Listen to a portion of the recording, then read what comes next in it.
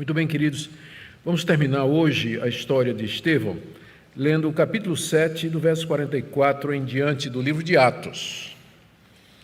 Nós paramos algum tempo aqui examinando o sermão de Estevão, que é o maior sermão registrado da Bíblia, e agora eu creio que essa é a terceira mensagem sobre o assunto. Com isso nós queremos encerrar. E nós vimos que a razão pela qual o livro de Atos gasta tanto tempo, praticamente um capítulo inteiro, é um dos maiores capítulos, com esse assunto, é porque aqui Estevão coloca de maneira muito clara o porquê dos judeus terem rejeitado Jesus.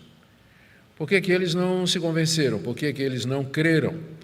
E o argumento de Estevão é que eles estavam procedendo como seus pais procederam, rejeitando José, rejeitando Moisés, rejeitando as leis de Deus. Tudo que Deus mandou, ou tudo que Deus fez em favor do povo de Israel, encontrou endurecimento, rebeldia e rejeição da parte dos judeus. Então não era de admirar que agora, quando o Messias prometido chegou, os judeus tivessem a mesma atitude de rejeição, de incredulidade e assim por diante. E se apegando ao templo, como se fosse a revelação final de Deus, se apegando aos costumes de Moisés, como se eles tivessem sido dados para a salvação e como sendo perpétuos. Em outras palavras, os judeus não perceberam a revelação de Deus, não entenderam o que é que Deus estava fazendo no Antigo Testamento, através dos patriarcas, através de José, através de Moisés, através de Josué, através do templo, da lei que foi dada e assim por diante. Hoje nós, primeiro, vamos começar recontando ou relembrando aquilo que Estevão contou da história de Moisés, que cobre o período de Êxodo a Deuteronômio com algumas ênfases. Aqui vocês não precisam, nós não vamos seguir na Bíblia agora, vamos seguir quando chegar o momento da exposição. Estevão tinha dito que Moisés havia sido levantado por Deus para ser o libertador de Israel. E Deus o havia preservado lá no Egito, quando os meninos hebreus haviam sido perseguidos e mortos, mas Deus preservou Moisés soberanamente. Deus, na verdade, fez com que ele fosse criado pela filha de Faraó. Não somente livrou Moisés, mas lhe deu esse grande privilégio, semelhante ao que tinha feito com José. Ele não somente libertou José da escravidão, mas fez com que José se tornasse o príncipe do Egito. E a mesma coisa com Moisés, livrou Moisés de morrer como bebê e fez com que ele fosse criado aos pés da filha de Faraó. E dessa forma, Deus fez com que ele, em preparação, se tornasse um homem erudito, preparado, ou nas palavras do próprio Estevão, poderoso em palavras e obras, alguém versado em toda a ciência, toda a literatura, todo o conhecimento. O Egito era a maior potência do Antigo Oriente naquela época, era uma civilização bastante avançada. Até hoje o pessoal não sabe direito como é que eles fizeram as pirâmides, não é? Porque é muita tecnologia envolvida ali. Moisés foi criado naquele berço, e dessa forma Deus o preparou, como também preparou Saulo de Tarso, para mais adiante usar Saulo de Tarso no plano que ele tinha. Mas isso fica para outros capítulos mais adiante. Pelo grande poder de Deus, Moisés se tornou aquele que tirou o seu povo, o povo de Deus, lá da terra do Egito. Moisés fez sinais e prodígios, grandes sinais e prodígios, as 10 pragas contra os deuses do Egito. Ele mediou as palavras de Deus para o povo no alto do Monte Sinai, quando, por mão de anjos, entregou a lei aos judeus. Ele conduziu Israel no deserto por 40 anos até a entrada dos judeus na terra prometida, o que aconteceu sob Josué. Os hebreus fizeram com ele a mesma coisa que tinham feito com José há algum tempo atrás. Eles rejeitaram Moisés e rejeitaram a Deus, e nos seus corações voltaram ao Egito. Sentiam saudade do Egito, das cebolas, dos alhos, dos pepinos, dos peixes que comiam à beira-mar do Egito, à beira-rio do Egito. E assim desobedeceram todas as leis que Deus havia dado por Moisés lá no alto do Monte Sinai. Estevão aqui cita o profeta, e ele mesmo adiciona mais alguma coisa, dizendo que os judeus adoraram Moloque, Sicute, Renfã e Quium, que eram deuses estrela, eram deuses que eram estrelas do céu que eram adorados sob esses nomes. E com isso chegaram até a fazer um tabernáculo, uma tenda móvel para esses deuses lá no deserto. E finalmente fizeram um bezerro de ouro e adoraram esse bezerro de ouro, dizendo que tinha sido aquele bezerro que tinha tirado eles da terra do Egito. Quer dizer, um insulto maior do que esse é difícil imaginar. Não é à toa que o apóstolo Paulo, lá em Romanos capítulo 1, diz que a humanidade trocou a glória de Deus, do Deus incorruptível, pela imagem de homem corruptível, adorando animais, répteis, aves, enfim, toda a criação. Em resumo, o que Estevão está dizendo é: vocês foram rebeldes contra Deus e contra seu enviado Moisés, como sempre vocês tinham sido até então. Mas a acusação de Estevão contra os judeus não para aí, porque agora, do verso 44, nós paramos no verso 43, agora do verso 44 em diante, ele vai resumir a história da conquista e vai de Josué até o reinado de Salomão, mostrando basicamente a mesma coisa. E aí nós vamos lendo, eu quero ler, é uma passagem curta dessa feita, e eu quero ler, a partir do verso 24, Atos 7, de 44, digo, em diante. O tabernáculo do testemunho estava entre nossos pais no deserto, como havia ordenado aquele que disse a Moisés que eu fizesse segundo o modelo que havia visto. Também nossos pais, com Josué, tendo recebido o tabernáculo, o levaram quando tomaram posse das nações que Deus expulsou da presença deles. Foi assim até os dias de Davi, que obteve o favor de Deus e pediu autorização para construir uma casa para o Deus de Jacó. Mas foi Salomão quem lhe edificou casa. Entretanto, o Altíssimo não habita em casas feitas por mãos humanas, como diz o profeta, aqui no caso é o profeta Isaías: o céu é o meu trono e a terra é o estrado dos meus pés. Que casa vocês edificarão para mim, diz o Senhor? Ou qual é o lugar do meu repouso? Não é fato que a minha mão fez todas essas coisas? Homens teimosos e incircuncisos de coração e de ouvidos, vocês sempre resistem ao Espírito Santo. Vocês fazem exatamente o mesmo que fizeram seus pais. Qual dos profetas os pais de vocês não perseguiram? Eles mataram os que anteriormente anunciavam a vinda do justo, do qual vocês agora se tornaram traidores e assassinos. Vocês que receberam a lei por ministério de anjos e não a guardaram, ao ouvirem isso, ficaram com o coração cheio de raiva e rangiam os dentes contra ele. Mas Estevão, cheio do Espírito Santo, fitou os olhos no céu e viu a glória de Deus e Jesus que estava à direita de Deus. Então ele disse: eis que vejo os céus abertos e o Filho do Homem em pé à direita de Deus. Eles, porém, gritando bem alto, taparam os ouvidos e, unânimes, avançaram contra ele. E, expulsando da cidade, o apedrejaram. As testemunhas deixaram as capas deles aos pés de um jovem chamado Saulo. E enquanto o apedrejavam, Estevão orava, dizendo: Senhor Jesus, recebe o meu espírito. Então, ajoelhando-se, gritou bem alto: Senhor, não os condenes por causa desse pecado. E depois que ele disse isso, morreu. E Saulo consentia na morte de Estevão. Vamos orar mais uma vez. Ó Deus, estamos diante da Tua palavra e queremos pedir humildade, sabedoria, discernimento para entendê-la e aplicá-la ao nosso coração. Dê, nosso Deus, que ela opere o que Te apraz, faça o Teu querer e a Tua vontade, porque Tu és soberano. É o que nós Te pedimos em nome de Jesus. Amém. Então, queridos, vamos lá. Vamos começar aqui com o resumo que Estevão faz do livro de Josué até o segundo livro dos Reis, onde ele narra ou fala a respeito de Salomão. Ele começa dizendo que o tabernáculo de Deus estava com os judeus no deserto, verso 44.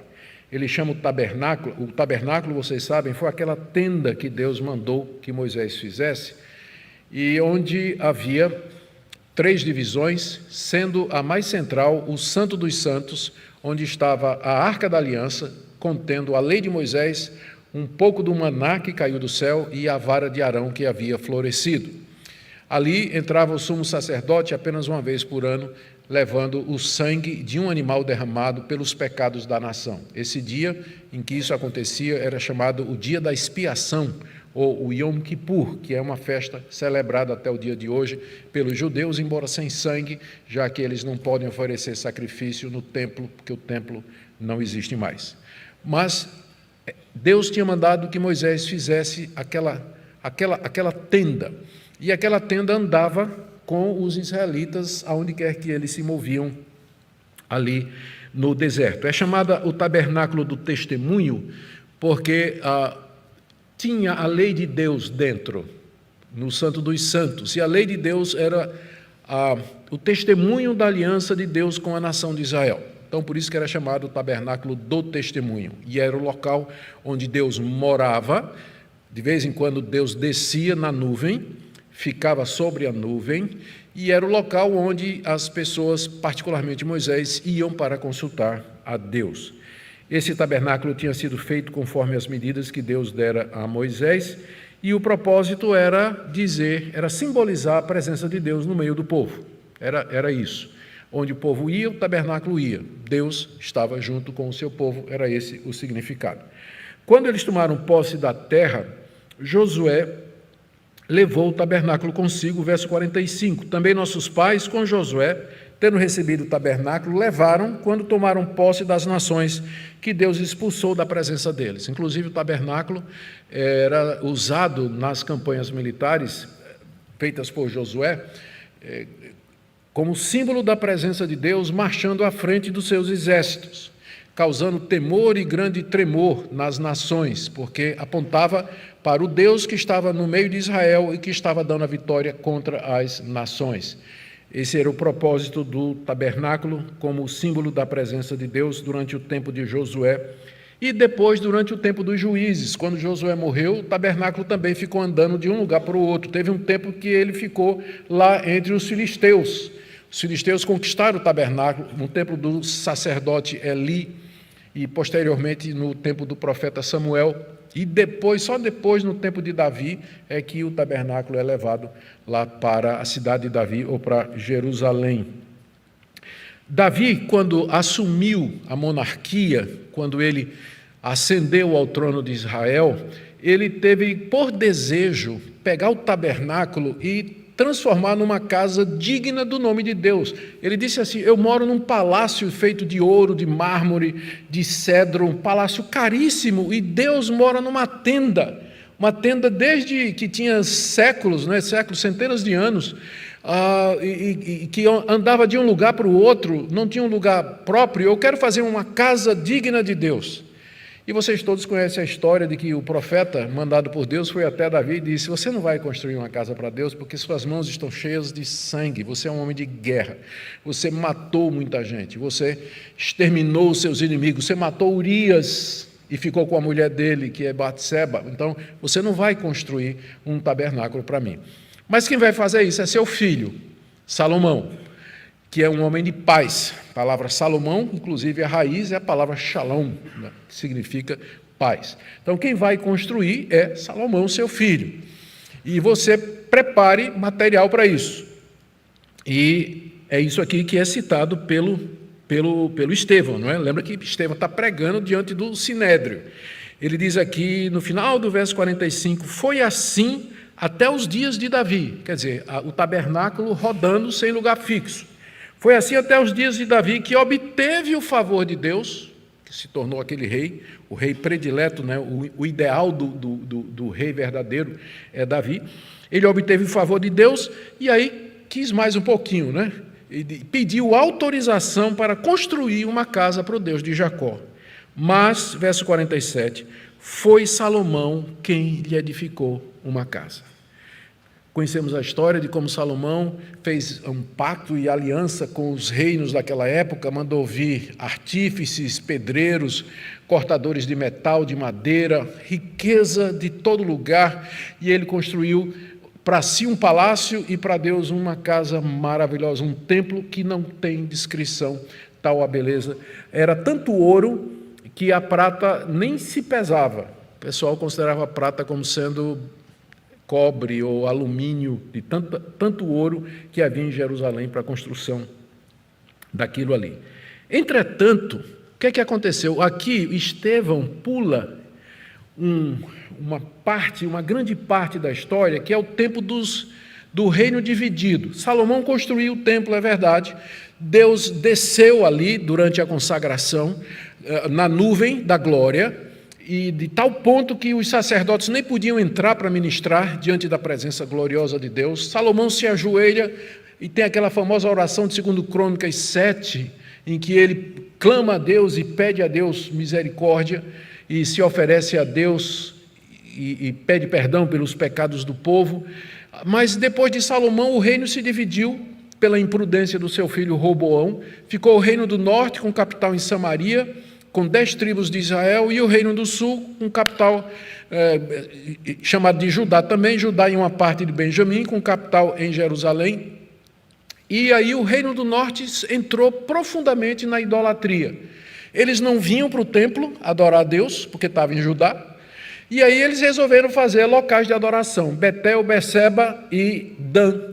E nesses locais o rei Jeroboão, que ficou como sendo o reino do norte, ele colocou bezerros de ouro para serem adorados pelos filhos de Israel.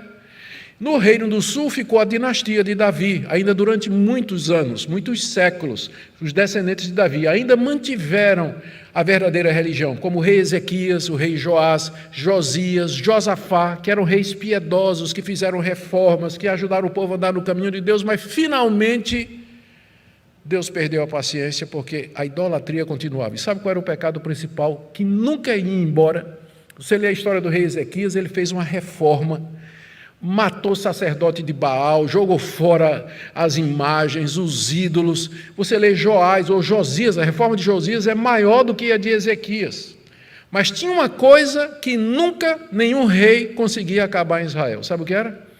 O povo subia para um monte para queimar incenso aos deuses, a oração no monte. Um morrinho. O pessoal subia no morrinho e lá ia queimar incenso. Eu não estou fazendo nenhuma comparação, se der a entender isso eu peço desculpas. Mas era essa a prática, chamada o culto dos altos. Nenhum rei conseguiu acabar isso aí, era a religião popular de Israel. O povo subia lá nos altos e eles iam buscar esses deuses que são mencionados aqui, especialmente Baal e a esposa dele, Astarote. Eram deuses da fertilidade, adorados pelos pagãos. Isso nunca acabou, mesmo no reino de Judá. Resultado, a paciência de Deus se esgotou. Deus mandou primeiro os assírios, que destruíram o reino do norte, levaram as 10 tribos em cativeiro, e no lugar trouxeram assírios para morar naquela região, de onde vêm os samaritanos. E 100 anos depois ele mandou o rei Nabucodonosor, que arrasou Jerusalém, acabou com o templo, levou o rei Zedequias cativo, depois deixou o rei Jeoaquim, depois o rei Jeoaquim foi cativo também. É nessa leva que vai Daniel, que vai Jeremias. Acabou, não ficou mais nada lá em Judá. Só o que sobrou cativo na Babilônia. Depois de 70 anos de sofrimento, segundo as palavras do profeta Jeremias, Deus traz de volta ao povo para reconstruir o templo. E é sobre isso que o profeta Isaías disse essas palavras que Estevão citou aqui. Porque Isaías não viveu na época de Salomão para poder estar se referindo à construção do templo, mas ele está se referindo à reconstrução do templo. E ele pergunta aos judeus. Isaías pergunta aos judeus que tinham voltado do cativeiro. Isso aí é uma profecia, séculos antes, dizendo, onde Deus diz: o céu é o meu trono, e a terra é o estrado dos meus pés. Que casa vocês edificarão para mim? Diz o Senhor. Ou qual é o lugar do meu repouso? Não é fato que minha mão fez todas essas coisas? Deus, através do profeta, diz assim: eu estou sentado no céu e vocês, a terra é o meu tapete. Vocês têm condição de fazer uma casa para mim parecida com isso? Onde eu possa morar, da qual eu seja digno? Olha a minha grandeza. Vocês têm condição de fazer um templo? Vocês fizeram um templo e ele foi completamente destruído. E agora vocês estão fazendo vocês estão reconstruindo o templo. Vocês acham que podem fazer uma casa para mim, que me caiba, que seja digna de mim? Será que vocês não perceberam que não é o templo, mas aquilo que ele representa? O templo foi destruído, vocês foram levados em cativeiro, vocês agora vão fazer outro templo. Que casa vocês podem me construir? A resposta é o coração humano, que é a única casa realmente onde Deus de fato habita na sua plenitude. Nós somos o templo do Espírito Santo, mas essa verdade só vai ser dita mais adiante. A essa altura aqui, Estevão está argumentando com os judeus, dizendo: vocês nunca perceberam qual era a finalidade do templo? Ele apontava para uma coisa maior. Primeiro era um tabernáculo que andava para todo lugar. Depois vocês fizeram um templo que foi destruído. Agora vocês estão fazendo outro, que foi destruído também pelos romanos no ano 70, depois de 3 anos de cerco do general Tito em Jerusalém. E foi destruído até o dia de hoje, não tem mais. O que isso queria dizer? É como se Estevão estivesse dizendo para os judeus: se vocês não perceberam quem é Deus, a grandeza do nosso Deus, o propósito pelo qual o templo foi construído, e a lei de Moisés e tudo mais havia sido dada.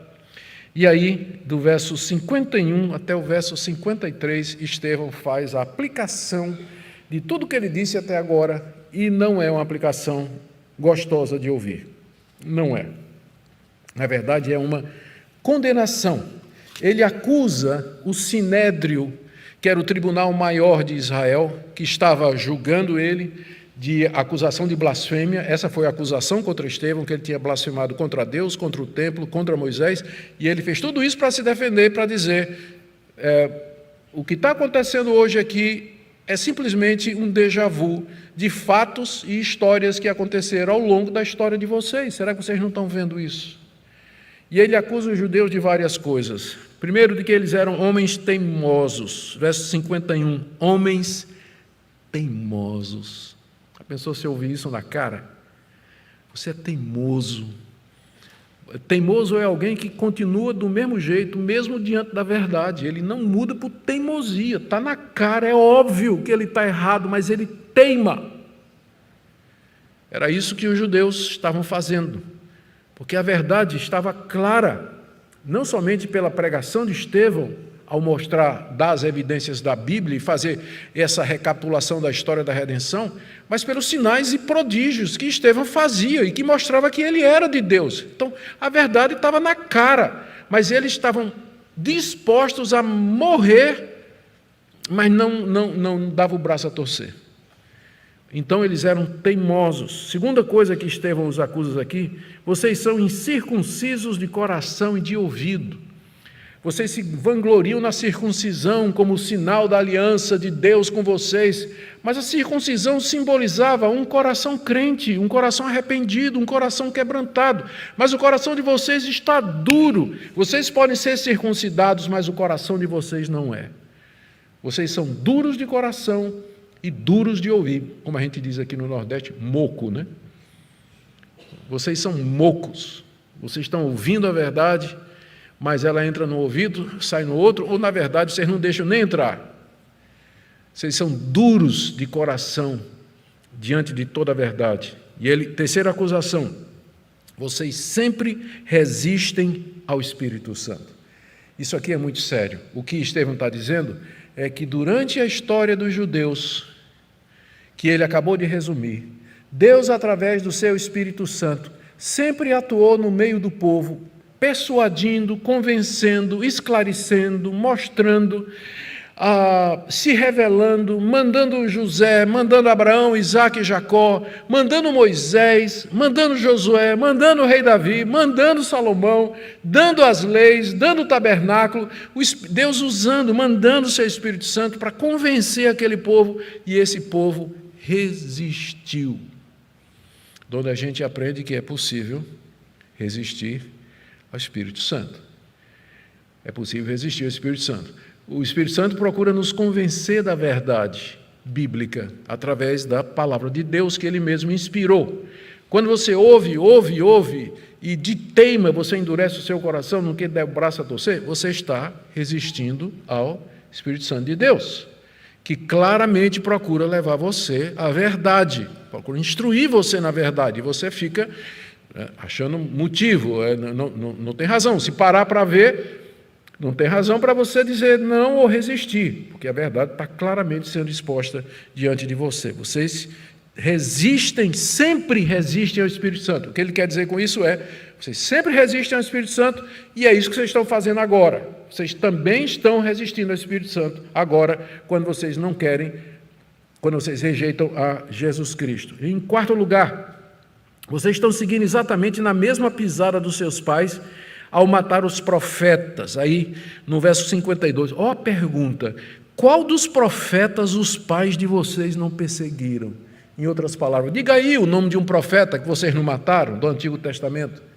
A gente não sabe a história de todos os profetas, mas a gente sabe que os judeus costumavam matar os enviados de Deus, os profetas de Deus. Alguns deles, de fato, sofreram na mão dos judeus. Nós temos, o Senhor Jesus menciona, num sermão aos judeus, eu não sei se vou conseguir me lembrar aqui de cabeça, mas o Senhor Jesus menciona num sermão aos judeus, já no finzinho do Evangelho de Mateus, pelo menos 2 casos de profetas que tinham sido mortos pelos judeus, exatamente em rebelião. Fica no capítulo 24, se não estou enganado, né? Se não tiver, vocês vão descobrir depois. Depois vocês descobrem, mas ele fala aqui, é no 23, né? Hipócritas, ai de vocês, é aqui, ó, serpente e raça de víboras, está aqui.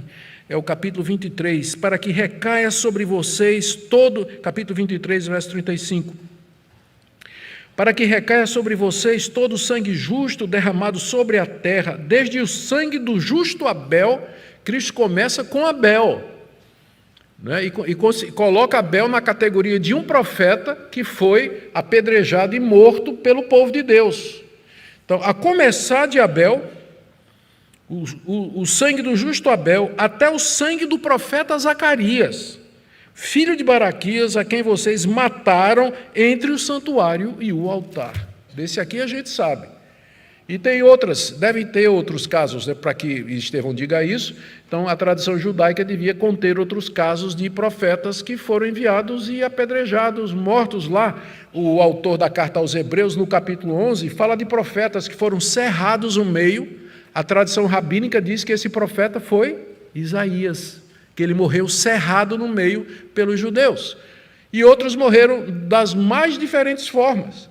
E por isso que Estevão pergunta, diga o nome de um profeta que vocês não mataram. Vocês mataram todos que Deus mandou contra vocês.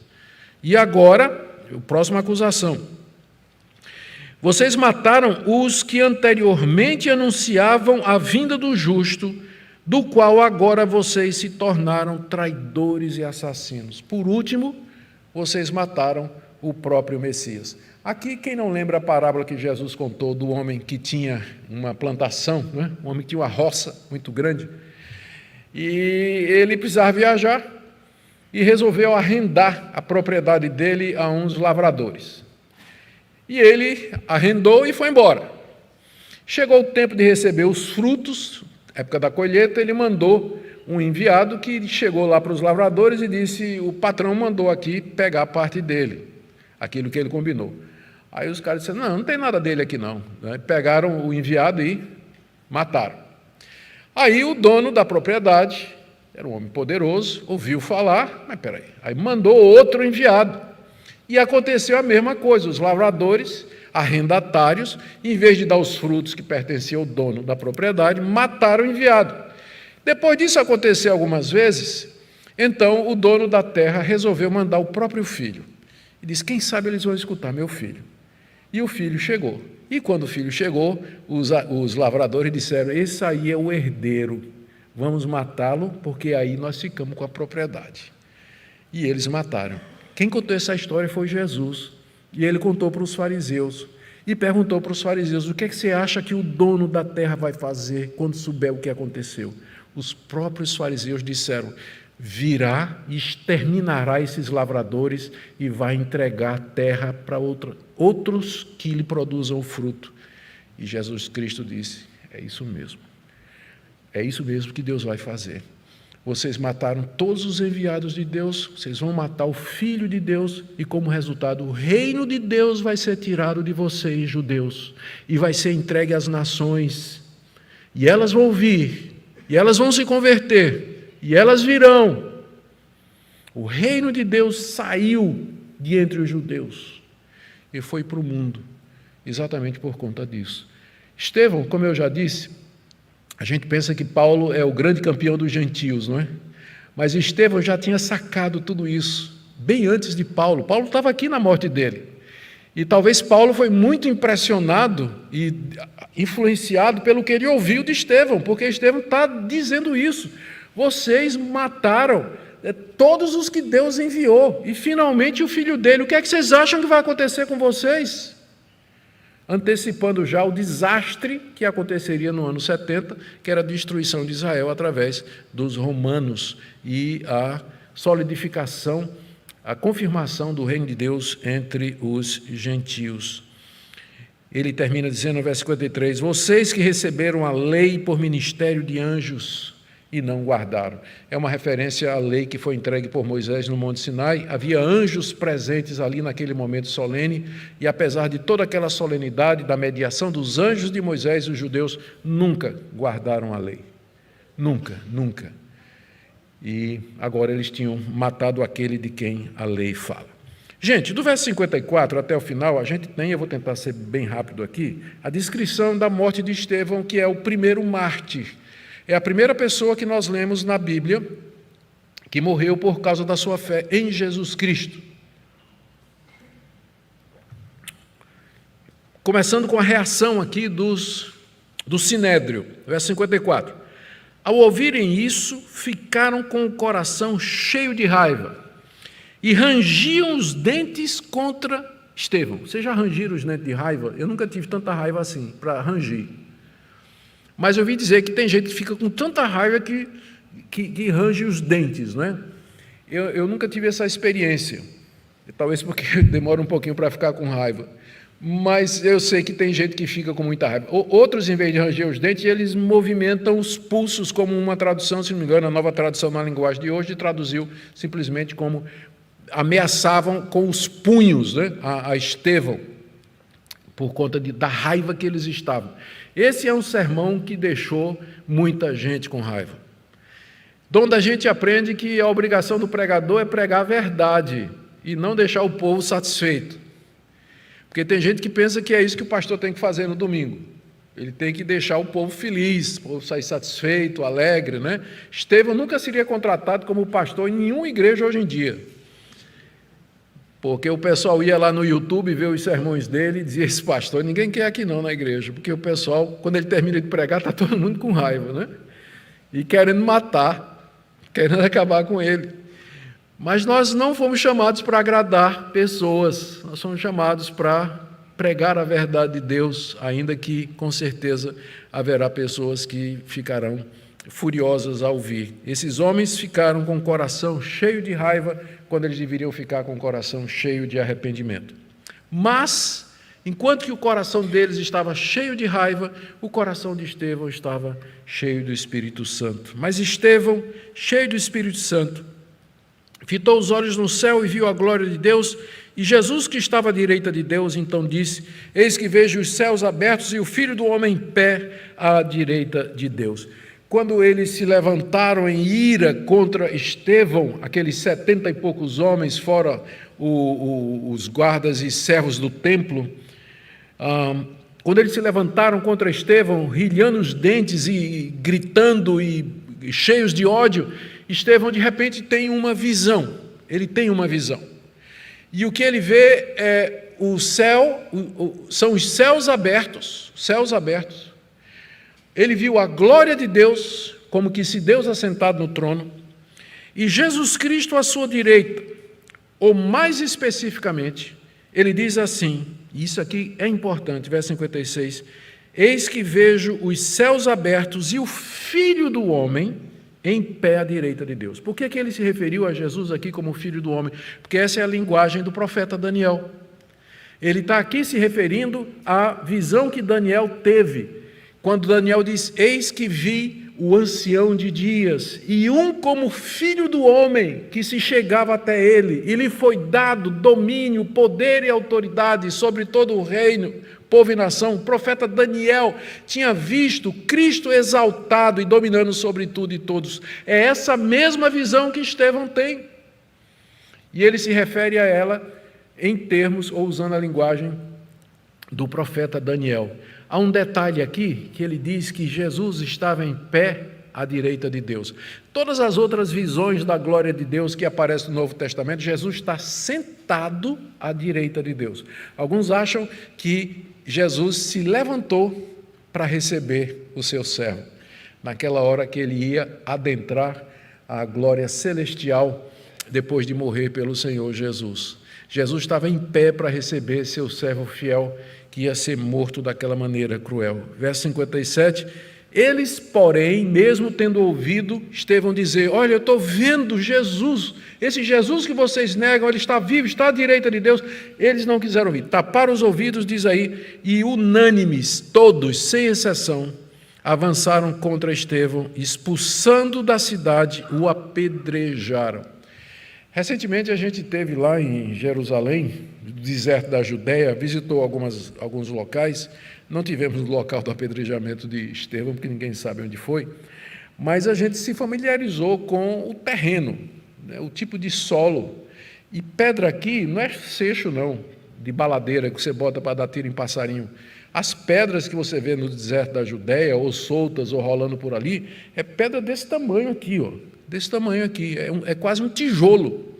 Então, quando diz assim que apedrejaram Estevão, não é que eles jogaram pedregulho em cima de Estevão, era tijolo, paralelepípedo, de paralelepípedo para baixo, que eles jogaram. Só assim podiam matar, né?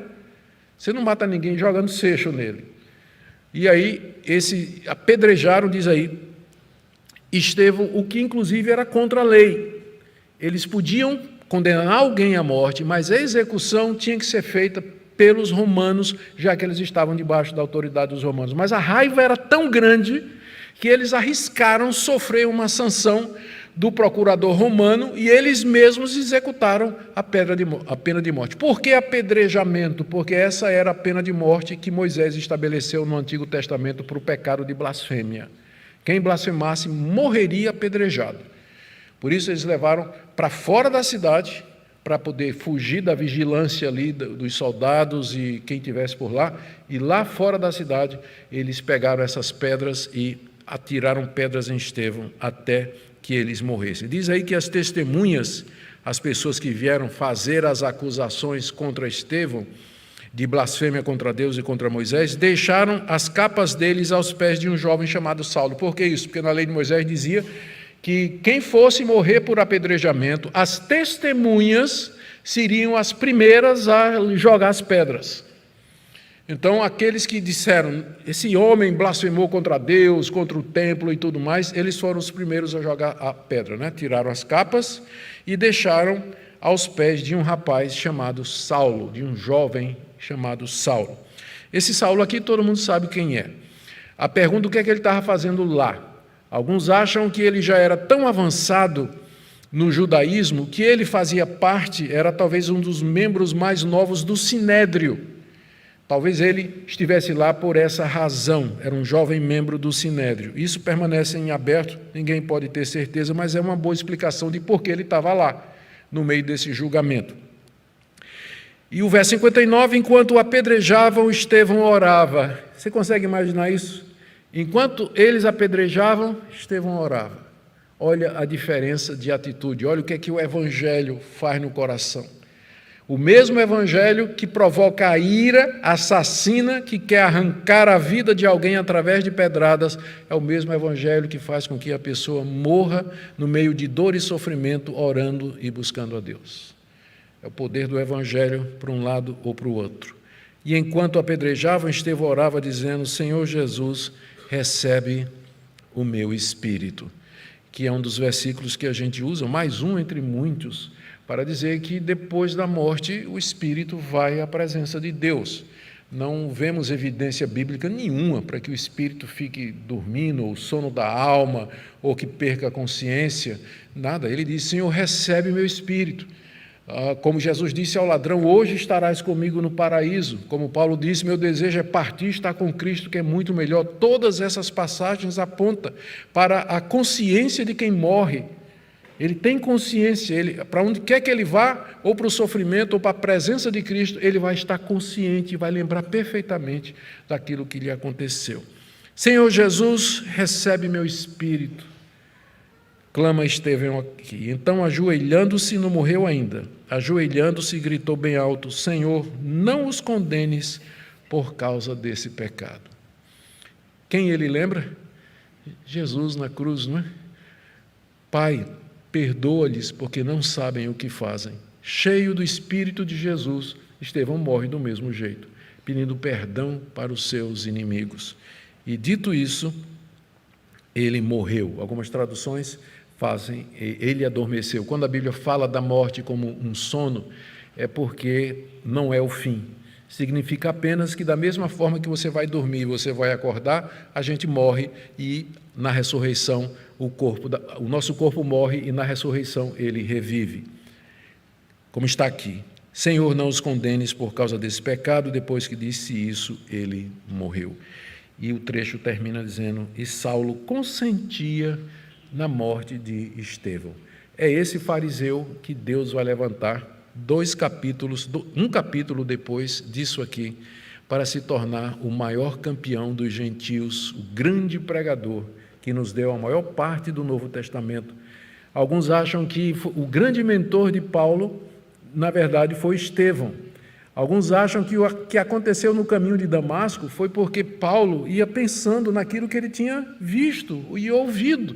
Mas como é possível que aquele Estevão, ele morreu apedrejado por conta da fé, não negou Jesus, morreu em paz, pediu perdão, e aquilo é usado por Deus para criar uma crise existencial, onde Cristo lhe aparece como resolução e fala ao seu coração, e ele entende agora, quando Jesus diz: por que você me persegue?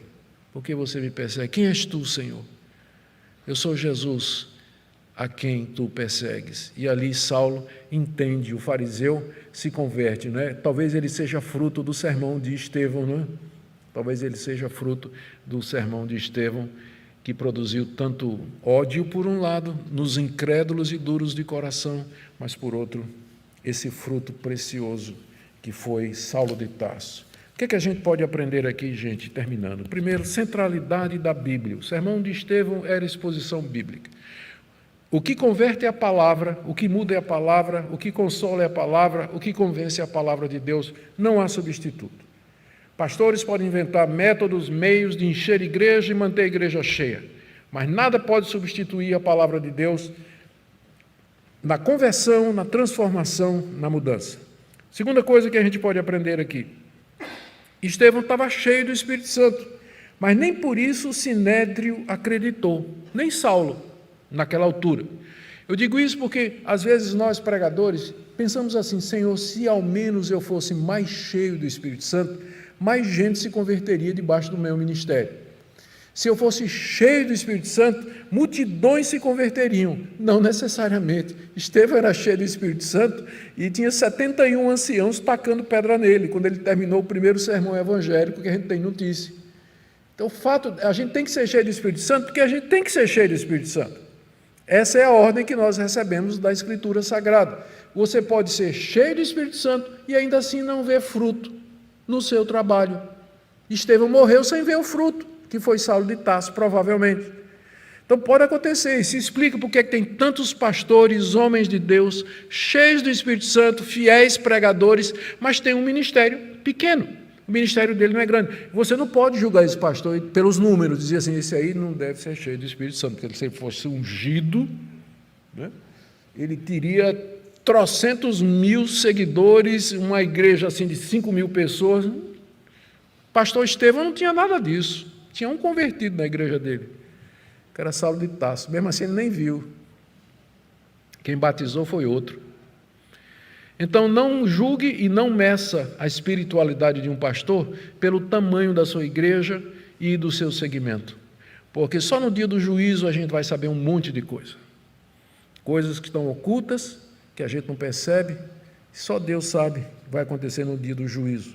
Terceira coisa: sempre haverá gente que vai ficar furiosa com o Evangelho, por mais educado, por mais simples, por mais claro que você seja, quando você prega o Evangelho, sempre o Evangelho vai provocar a reação do homem natural, que não entende as coisas do Espírito de Deus. A carne não se sujeita ao Espírito de Deus. Você sempre vai ter oposição, pode estar preparado para isso. Não pense que sempre as pessoas vão ouvir, crer e receber o Evangelho com alegria. Outra coisa que a gente aprende aqui é perdoar os nossos inimigos por causa do Evangelho. Eu sei que tem gente que vai dizer assim, a gente tem que perdoar se eles pedirem perdão. Eu não vi o Sinédrio pedindo perdão aqui a Estevão. Tem situações em que você simplesmente vai ter que chegar diante de Deus e dizer, Deus, eu perdoo em nome de Jesus. E eu quero que o Senhor perdoe esse pessoal. Estão perdoados. Eu não imputo mais esse pecado para eles e queria que o Senhor não fizesse isso também. Que não seja por minha causa. É preciso, às vezes, fazer isso e o Espírito de Jesus nos leva para isso. Quinto lugar, se a gente for morrer ou ser perseguido, que seja por causa do Evangelho e não por outra coisa. Às vezes os crentes confundem isso. Chega no gabinete pastoral, diz, pastor, eu queria que você orasse por mim, porque eu fui demitido da empresa. Por que você foi demitido, meu irmão? É porque o dono da empresa lá não gosta de crente. Aí o pastor pega o telefone e liga para o amigo, que é o dono da empresa, rapaz, tu demitiste fulano, que é da minha igreja. Tu não gosta de crente, não? Não, pastor, não tem nada a ver com crente, não. Ele é o pior funcionário que eu tinha aqui. Chegava atrasado, ficava o tempo todo lá no WhatsApp, vendo vídeo de crente, né, querendo evangelizar todo mundo lá, causando confusão. Era um problema, era o pior funcionário que eu tinha. Aí chega na igreja e vai dizer, estou sendo perseguido por Jesus, por causa de Jesus. Tá não, meu irmão, você está sendo perseguido porque você é chato. É por isso que você está sendo perseguido. Então, se a gente vai morrer, que seja como Estevão, que claramente morreu por causa do Evangelho, e não por outra coisa. E não por outra coisa. E por último, temos essa segurança de que se hoje houvesse uma perseguição, e a gente tivesse que ser apedrejado até a morte, temos essa confiança de dizer, Senhor Jesus, recebe o meu espírito. Sei que morrerei, mas meu espírito irá à tua presença, onde ficarei para todo sempre. Amém? Que Deus dê essa segurança ao seu povo aqui no Brasil.